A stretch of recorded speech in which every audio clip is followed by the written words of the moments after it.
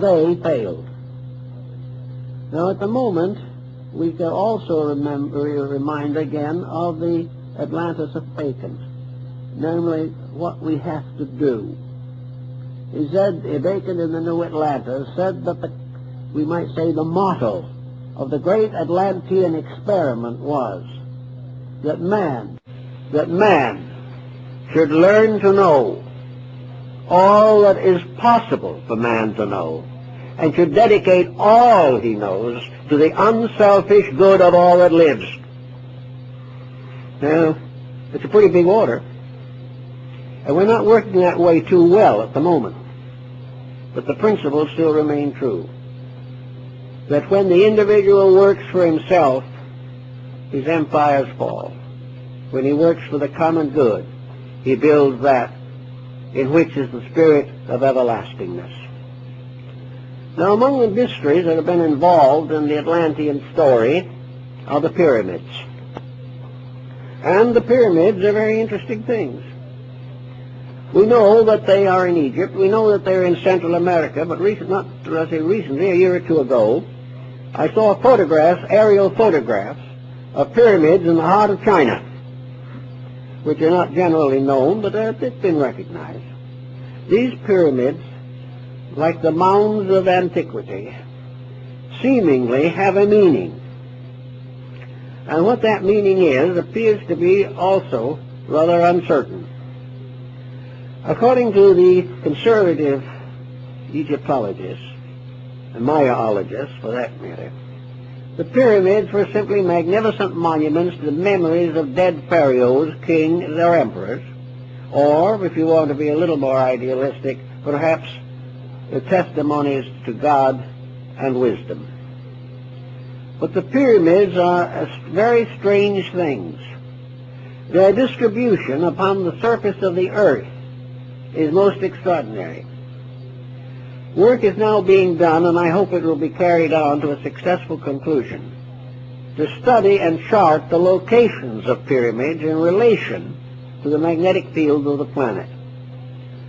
We know that the planet is a kind of crystal, that it has areas of fission, that it has magnetic fields, and that these magnetic fields are very important to the survival of life and to the distribution of energies. These magnetic fields may sometime be the substitute for every method of locomotion or all forms of fuel in the world today. I went to the Pyramid of Giza, and I went through all the interior chambers of it. And there are some things about it that are very, very strange. Why should a tomb be ventilated? There are two great passageways leading from the king's chamber to the outside wall of the pyramid. They are like ventilators, not large enough for a person to go through, but large enough to permit a current of air. And then, after some time, no one knows when, the outer ends of these ventilators were blocked, but the openings to the inside are still open. The Great Pyramid's King's Chamber has in the ceiling the largest stone, I guess, in the entire structure. It weighs many, many tons. The sarcophagus, so-called, has been largely nicked away by tourists, but there is a lighter stone box, much in the shape of a casket, but too small for a human body.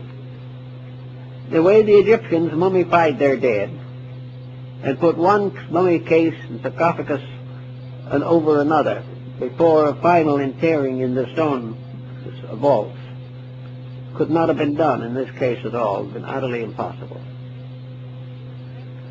Also, another interesting thing happened. Way back in the days of the glory of Baghdad, the great Sultan of the follower and descendant of the great Al-Rashid of the Arabian Nights, Sultan Al-Rashid bin Mamun, decided to open the Great Pyramid. he had been told that it was built by giants who were called the Shaddai, superhuman beings, and that within that pyramid, and those pyramids, they had stored a great treasure beyond the knowledge of man. So, taking his court with him, the Sultan went to Egypt, and he stood and looked at the Great Pyramid. And at that time, all the casing stones were in place. The four walls were perfectly smooth. There was no visible opening of any kind. And he didn't know exactly what to do. But he heard from legends where he supposed the entranceway was, and he began to dig there. And they had a very fine way of digging in those days, which I think we have improved on. They had to use cold chisels and vinegar to go through the stone. And when they got through a certain way, they did find that they had come very close to an entrance. But a great stone blocked it, and they could go no further. The Sultan or Caliph looked at the stone. He said, "Take it out." So they went to work on that stone with vinegar and very soft metal tools. And last, with a great trouble, they managed to get the stone out. And as they took it out, another stone fell in its place. And they had to go through stone after stone before they could get into the building. Now, you don't do that just to bury a burial. And at last, when they got all the way in, there was nothing. The only thing they found were a series of little implements, like a little ball that could be used to make sure a surface was even. If you stood the ball on it, if it rolled off, the surface wasn't even. And two or three other little tools, and the dimensions of the building itself. Now, the Shaddai was supposed to have buried all this treasure. Did they really bury a treasure in there? Were those little instruments the treasure? And were the dimensions of the pyramid and its interior structure this priceless secret that was far more important than gold? It has been worked on. Some have decided that the Great Pyramid was a great book of prophecy. Some say that it was built by the Atlanteans. Some say that it has the most perfect mathematical form and the most perfect measurements of anything on earth. They have measured the orientation of the pyramid, and it's oriented up to the 8th or 9th decimal point. And the little error that does exist, just a little fragmentary error, is probably due to the fact there was a minor earthquake that shook off that corner. The building was built by somebody who knew a great deal. Now, if you only want to go back as far as Cheops or Khufu, we have to admit under those conditions that the Egyptians were pretty smart people.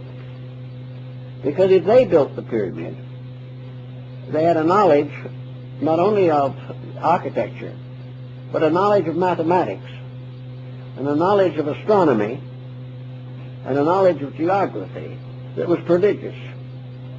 They knew more about all of these subjects than we knew 100 years ago. Something in this story is another evidence that somewhere in the past there was a very great amount of knowledge.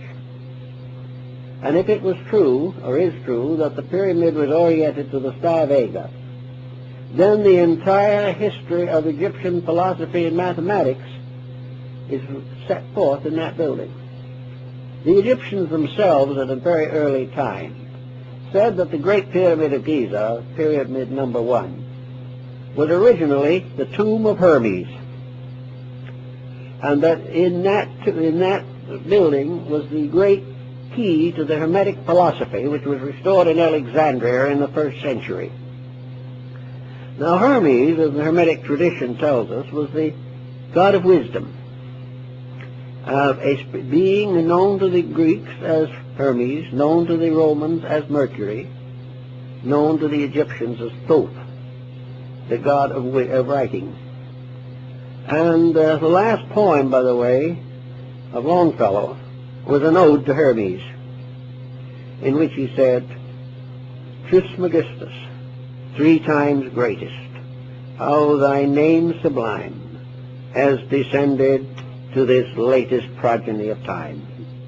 Hermes Trismegistus, the embodiment of all knowledge that is knowable of nature. Hermes was the symbol of cosmic mind, of absolute knowledge. He was described as having written all the books of the world, because every book was written by mind.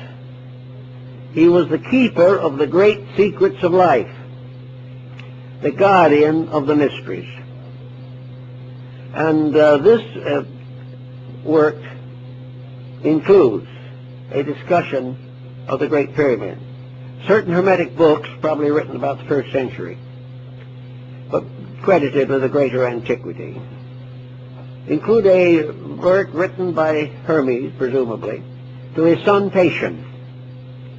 And he says in this book to his son, he says, the day shall come when Egypt shall be no more glorious, that nothing will remain of this great empire except broken columns half covered with the sand. And that was written over 2,000 years ago from existing manuscripts.